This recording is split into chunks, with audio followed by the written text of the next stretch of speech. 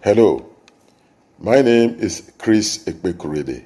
I'm an engineer and a writer, publisher of several books, and an elder in the Church of Christ. You are welcome to my channel, and please, I urge you, like this video, subscribe to my channel, and share it. The time has come to quicken our people to do the right thing in this country. Nigeria is on the move. We are departing from the past. That is why I have joined this enlightenment campaign for the future of Nigeria. Now, by now, you will understand that I usually refrain from talking about candidates for whom I have no support for political office. I limit myself to canvassing support for the candidate of my choice, especially for a lofty office, such as that of the President and Commander-in-Chief of Nigeria. Now, having said that, isn't it also reasonable that we examine the personalities of the other candidates who have offered themselves for this lofty office? I mean, we're not talking about the local government chairman here. It is the highest office in the land. Shouldn't we try to understand the personalities of these men and women? That is why today I'm going to depart from my usual style and talk a little bit about two of those men. Now, there is no better way of gauging the personality of a person than listening to what they say. And I want you to listen to what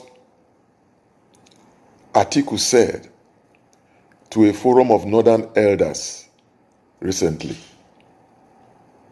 Just listen to him. I have traversed the whole of this country.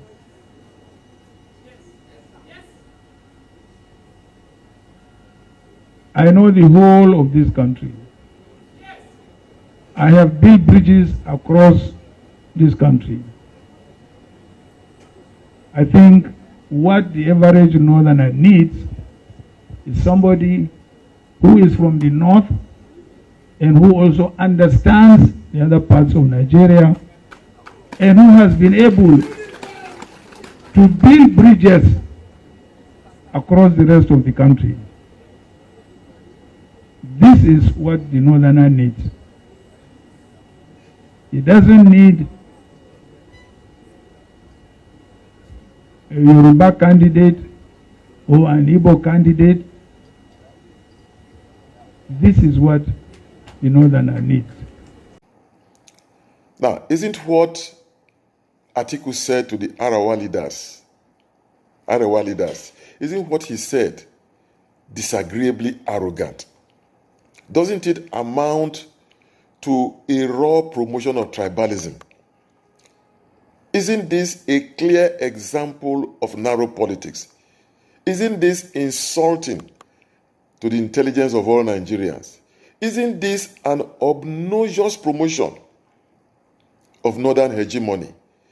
Isn't it a reflection of the real thought of some Fulani leaders concerning what they consider to be their role in this country? As it were, that Nigeria belongs to them?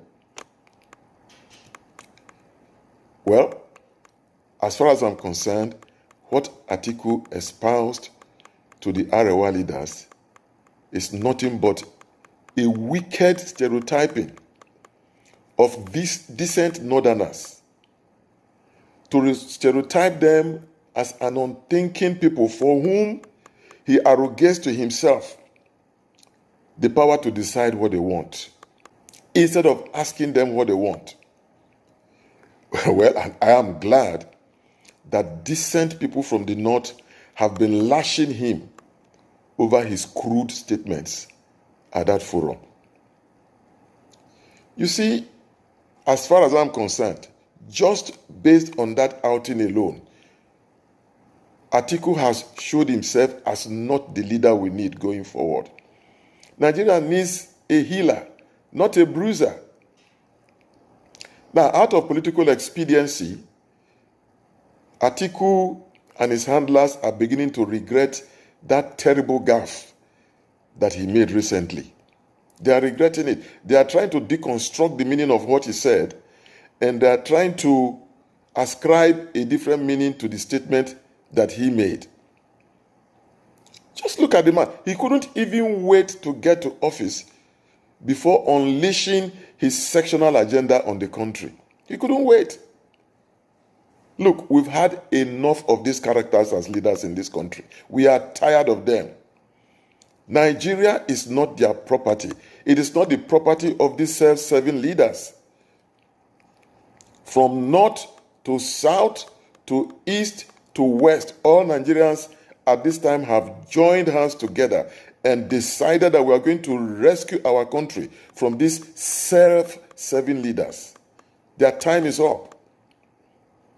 Now, caught unawares by what their principal said, the handlers of the man have been jumping up and down, trying to give a new meaning to what he said. They can't deceive us.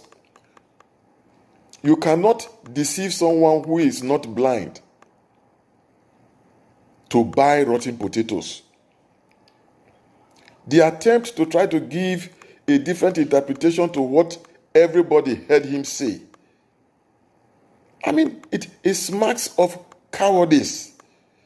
The effort to repaint what Atiku said with a new meaning is just as cowardly as his rebuttal or criticism of those who murdered Deborah Samuel recently in Sokoto. You will remember that after he went online to condemn that gruesome murder, he immediately recanted his words for political reasons. He wants the votes of the North. No, Atiku is not the leader we need going forward. He doesn't even come close. Just based on this single outing alone, I'm done with him. And his compatriot in the APC does not fare better either. That one misses every opportunity to tell Nigerians exactly what he intends to do when he becomes president. I mean, Tinubu is simply empty of purposeful intentions for this country. If he has any good intentions for this country, let him say them, let him mention them, let him discuss them. His speeches are often loaded with personality recognition protocols. Mr. This, Mr. Chairman, Mr. This and that. His speeches are empty of what he intends to do for Nigeria. And then when he is tired recognizing people in his speeches, the next thing he does is to continue to say, vote for me. Don't vote for any other person. Vote for me. Vote for me. Vote for you to do exactly what? Tell us. Now, probably because he was not at the peace accord signing ceremony recently in Abuja, when he's tired of empty talk and his vote for me's, he will begin to throw insults at his political opponents. Just listen to this next video. Listen to him address his opponents. Our opponents spent 16 years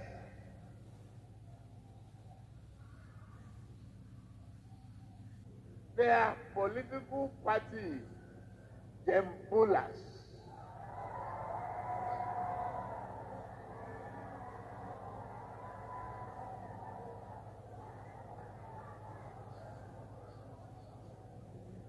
Political party of termites.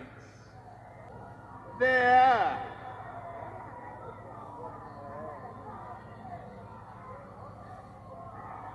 They are in the village of lunacy. If they think a nation is not just built on abusive language and talkative before, 60 years of ruggedness, 60 years of nothingness, 60 years of teaching the whole of independence, of PDP. Never again. They shall come back. Never again. Who are they? They are looters. Who are they? They are squanderers. Who are they? They are prisoners and the looters. A new hope is here. You are following the man who knows the way. Did you hear him? Did you hear Bola Ahmed Tinubu?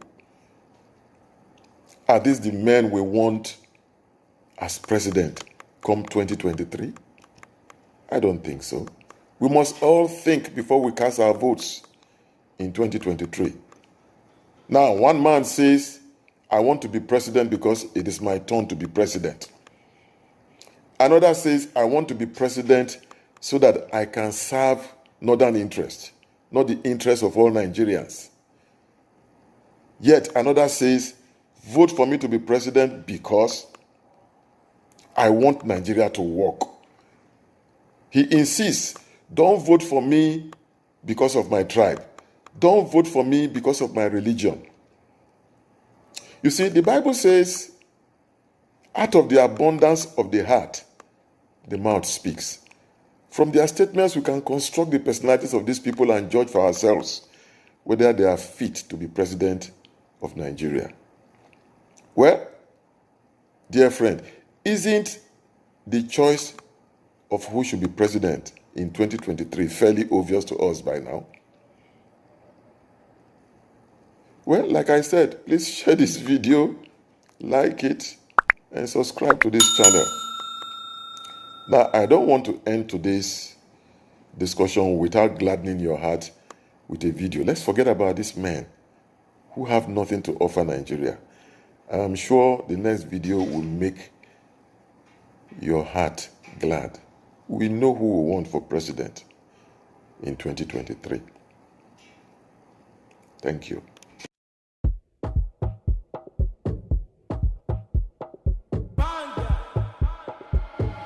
Youth, can I hear Obi? Youth,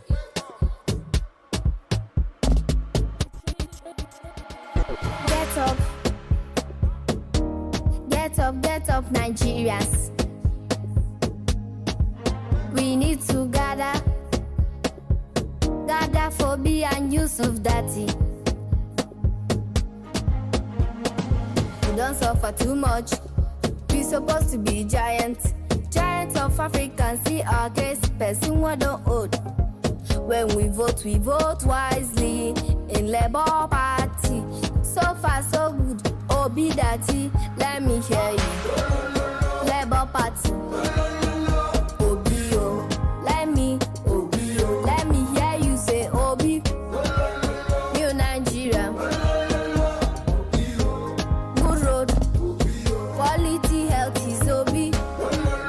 Labour Party, Obi oh, let me Obi oh. No corruption with Obi. Education, Obi oh, better life. Vote Labour Party for a new Nigeria.